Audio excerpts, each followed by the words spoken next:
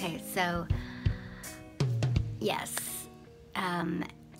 2001, the Wednesday before Easter, came home. My husband was there with my younger son. I got the kids ready for bed, put the kids to bed. Then I came back in to talk to my husband, and I was standing there, opening the mail. All of a sudden, chest pain. And I doubled over, moaned out with chest pain. He didn't budge, he didn't move. He's like, sit down. He goes, you're gonna give yourself a heart attack. That's what he said, you're gonna give yourself a heart attack. But anyways, eventually what happened that night was horrifying, because I'm actually having a heart attack. What it is the left descending artery, the big one, dissected.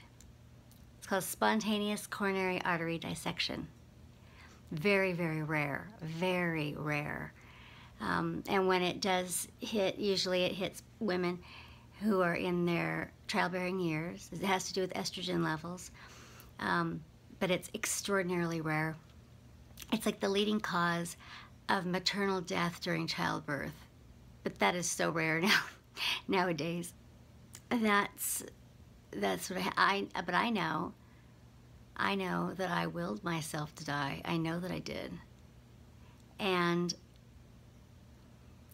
eventually, after waiting out, he doesn't drive me to the hospital.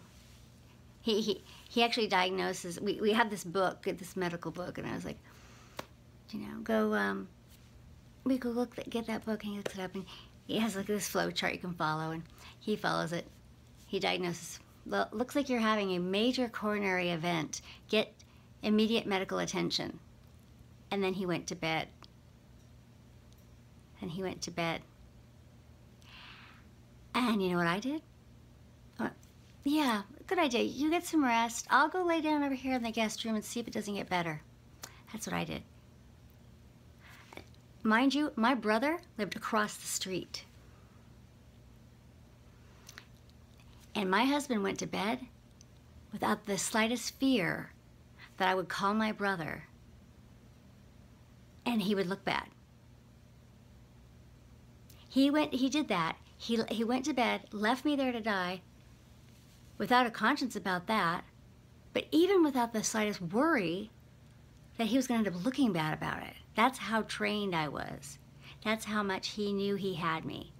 That I would let myself die before I would believe myself, or before I would possibly jeopardize how he looked, or before I would, that it was just outrageous. I can't imagine. To think of it now, it's unbelievable that I would wait. But the thing is that I think the thought is, if I drove myself to the hospital, all that just said too much. The one thing I had to hang on to was that I was loved. I couldn't accept anything that said to me that I was unloved. If I showed up at the hospital, if I drove myself to the hospital, that would say I was unloved. That would say my husband didn't care if I died, you know. So it couldn't be that serious. So I waited, and I told myself, as I was laying there, I realized, oh, I hadn't ever really come right out and asked him to take me, so I can't blame him. He can't read minds. So I went in about, several hours later. Here I'm dying. I'm wasting time. Several hours later, I go tiptoeing into the room to tell him, it really is serious. It really, really hurts. I think I really do need to go to the hospital. Thinking that he's not taking me because I didn't say that. And he just goes, go then. Why are you waking me up? Go. You have a car. You're a grown woman. I mean, it was, you know what I thought? He's right. God, How selfish of me. Of course. Yeah, I'm sorry. I apologize. I'm sorry. So, drive myself to the hospital. I don't go to the closest hospital. I go to the one a little bit further away because my mother works at the closest one. And I used to work at the closest one, the one where my kids were born, and everybody knows me. I used to work there. My kids were born there. Because I don't want to embarrass my mother. I don't want to bother her in case it turns out to be nothing. Because when I was a kid, going to the doctor, we never. This is an ironic thing. My mother's a nurse. We never got any medical care. And the reasoning was that she said was, well, how bad would it look for me if I took you to the hospital or took you to the doctor and, you know, for nothing was wrong? And I was thinking, well, how much worse did it look the times when there was something wrong and you didn't do anything? I mean, that was the, you know, these weird kinds of logic that you accept. As a kid, you accept them because A, you don't know any better. B, your life depends on it. Your life depends on these people. And you know, the world tells you that your parents love you. The world tells you that. And so that becomes your impression of love. So my husband didn't really treat me all that differently than my parents did. And this will go on to be true. So, but here's the thing. I always told myself, this is what I held on to. They might have a hard time showing me that they love me, like saying it and stuff like that. But I know that when it came right down to it, if I ever really needed them, they'd be there for me. So that's what I told myself. Well, I'm quickly learning that that's not going to be true with my husband. I do end up having emergency surgery. There's a complication that happens on what turns out to be Good Friday. I actually have a near-death experience. I actually have this thing called the femoral bleed. It's a hemorrhage, and that's when I actually have the near-death experience. And on the other side, I am so relieved. I'm so happy. But then I see my children, and I see the whole thing. I see that we are unloved. That if I die, they are going to have no one. And all these people that I made a point of making sure they had a community around them.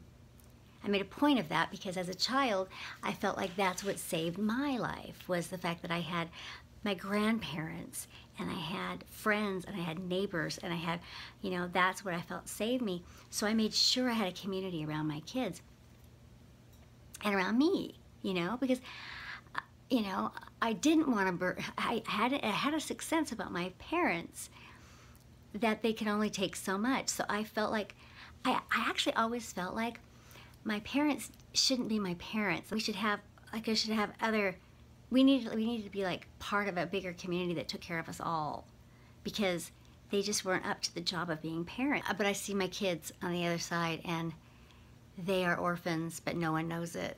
They're completely unloved. No one in all of their extended family, their godparents, nobody anywhere is going to put their needs first. No one. And I see that in my life. You know, I had the unconditional love of my grandmother. My kids had the unconditional love of me, and that's it in all these people. And so I have to go back. I have to go back to be with my kids. I have to go back and break this cycle. I have to go back and break this cycle. And so I fight my way back. Because I am a master of repressed memory, I deliberately don't remember it for a while. For a while, I don't remember it. And the only thing I remember is about it is that that it happened, and that that I knew that I had chosen to live for my kids because my kids needed me. That was about it. Because I just couldn't accept. I could not accept everything that happened. Everything that it said, that it told me about being unloved. Because to me, death was way better than a loveless life. And astonishing is that my parents and my husband seem angry at me for not dying.